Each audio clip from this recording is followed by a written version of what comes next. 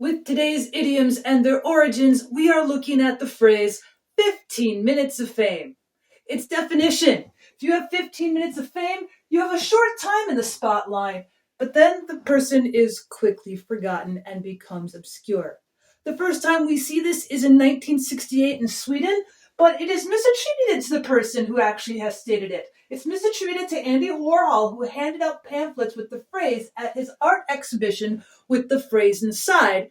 And so we see that the words probably actually came from Pontus Hulton, who was the curator, and his friend and photographer Nat Finkelstein also both claim to have given Warhol the phrase. In fact, in 1980, Andy Warhol even claims that he's not the originator of that idea. However, Warhol's art was based on the concept of branding. It fits his own brand, so the phrase has stuck with him. Now we see other idioms in this vein, such as one-hit wonder and 15 minutes of shame. If you'd like for me to cover those as well on this channel, please let me know in the comments below.